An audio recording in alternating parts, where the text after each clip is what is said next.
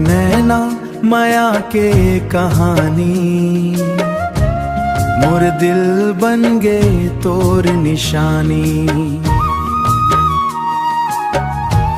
तोर हंसी चंदा के उजियारी,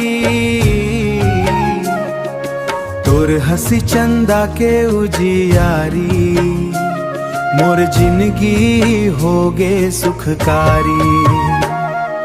तोर संग जीना, तोर संग मर मरना, तोर बिना अब नहीं है रहना।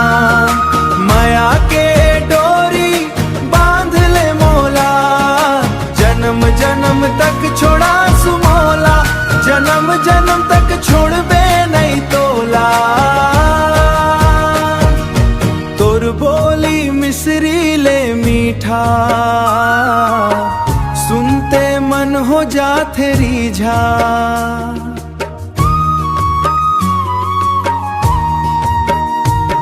तोर रूप फुलवारी जैसन, मोर सपना के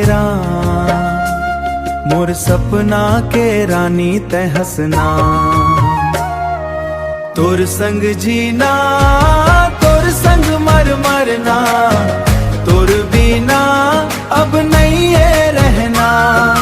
माया के डोरी बांध ले मोला, जन्म जन्म तक छोड़ा सुमोला, जन्म जन्म तक छोड़बे नहीं तोला।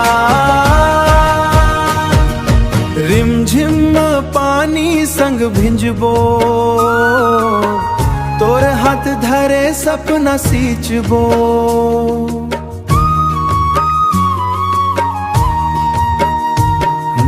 माया के रंग दिल में समाए, तोर जिंदगी धिया, तोर संग मोर जिंदगी सजा। तोर संग जीना, तोर संग मर मरना, तोर बिना अब नहीं है रहना। माया के